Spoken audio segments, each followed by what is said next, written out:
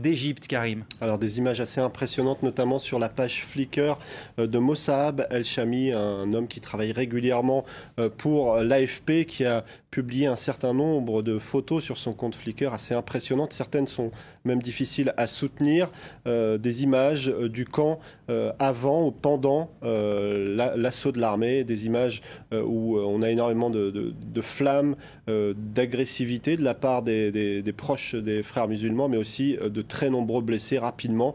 Un compte Flickr très riche en images. Alors on en parle aussi beaucoup sur les sites d'information français, notamment sur le site de France Télévisions, qui fait une sélection des images peut-être les moins difficiles à soutenir, et puis aussi le site du Guardian qui évoque cette guerre où on a l'impression que les pro-Morsi sont des prisonniers de guerre ici au pied des forces de sécurité. Le site du Monde, lui, s'intéresse aux blessés avec un tour dans les hôpitaux improvisés de Rabia. Donc clairement des images assez difficiles, et c'est vrai que les médias occidentaux ont tendance à essayer de montrer les moins violentes d'entre elles. Et puis cette photo qui a été très largement partagée sur les réseaux sociaux de cette femme qui semble affronter ce bulldozer qui est en train d'enlever tous les débris du camp des frères musulmans. En réalité, cette photo, si elle a été prise par beaucoup d'internautes comme un symbole de défiance face à l'armée, il y a d'autres photos qui circulent du même événement au même endroit, et cette fois-ci on voit le soldat qui a plutôt l'air d'être dans une position de compassion par rapport à cet homme qui est au sol. Donc les deux visages de cette photo étaient très largement commentés. Et pour de nombreux internautes, une ligne rouge a été franchie. Alors c'est ce que souligne ce compte Twitter FAC qui évoque une ligne rouge franchie, et du côté des Occidentaux comme du côté des États-Unis, eh bien on ne pourra pas changer grand-chose à ces événements tragiques. Certains sont très pessimistes. Les frères musulmans quitteront le pouvoir, mais avec le sang. C'est le cas en Algérie, en Palestine. Beaucoup faisaient le parallèle au moment de la chute de Mohamed Morsi avec la crise algérienne des années 90. Et puis sur le site de Rue 89, le point de vue de Taoufik Aklimandos, spécialiste de politique internationale, qui explique que finalement c'était le pire des scénarios, mais aussi la pire des rencontres entre ces frères musulmans qui sont prêts à mourir sur le terrain, prêts à mourir en martyrs, et une armée qui ne sait aucunement gérer ce genre de situation. Unanimement, la violence disproportionnée de l'armée, condamnée également à l'étranger. Alors, condamné à l'étranger et condamné sur les réseaux sociaux.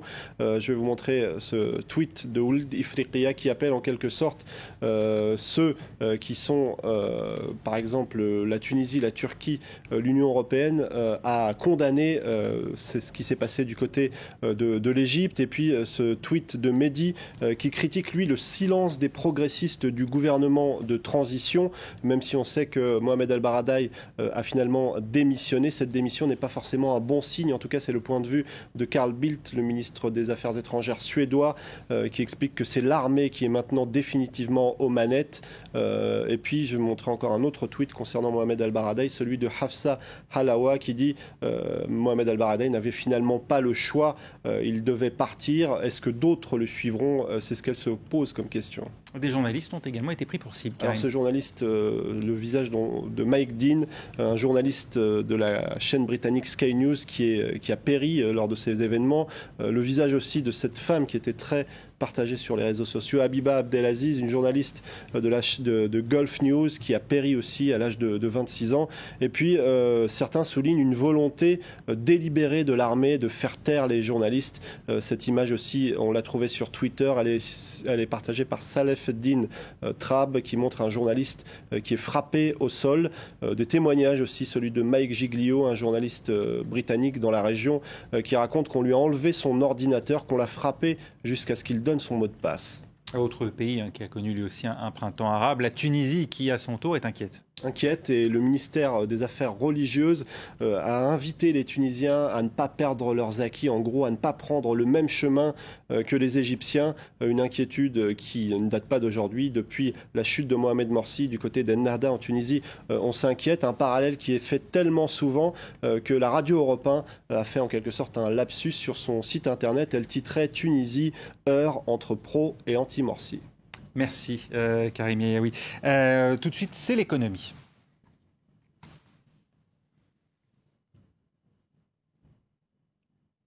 Et l'économie, donc c'est avec Claire Bonichon. Bonsoir Claire. Bonsoir Raphaël. On commence avec cette bonne nouvelle, la zone euro qui sort de la récession. Oui, le PIB de la zone euro a progressé de 0,3% au deuxième trimestre, un chiffre plus fort que prévu et qui marque donc la sortie de la récession après 6 mois de baisse consécutifs. Mais cette reprise ne touche pas tout le monde de la même manière. En Allemagne, par exemple, la hausse du PIB de 0,7% est avant tout liée à un effet de rattrapage. Et même si elle montre des signes d'amélioration, les économies espagnoles et italiennes, par exemple, restent engluées, vous le voyez, dans la récession. Reste à savoir si cette embellie est durable, mais en France, en tout cas, on affiche un rebond, lui, qui a beaucoup surpris les analystes. Oui, avec 0,5% de croissance au deuxième trimestre. La France a surpris tout le monde, mais le pays a toutefois continué à détruire des emplois pendant cette période et ce rebond devrait être suivi d'une période d'activité plus molle. Après des mois et des mois à entendre le mot crise ou récession, la croissance fait du bien, en particulier pour le gouvernement Hollande. Le rebond de croissance de plus 0,5 est plus important que la moyenne de la zone euro. Ça ne veut pas dire qu'il faut s'en contenter. Il faut poursuivre, amplifier la bataille pour la croissance, la bataille pour l'emploi, la bataille pour l'innovation. Et un des secteurs qui a permis ce léger rebond est l'automobile. La vente de voitures neuves a enfin augmenté. Ce n'était pas arrivé depuis 2011. Ils reviennent acheter des voitures, il y a des promotions qui sont en face, des offres très alléchantes. Nous pouvons aller sur certains modèles jusqu'à moins 9 000 €.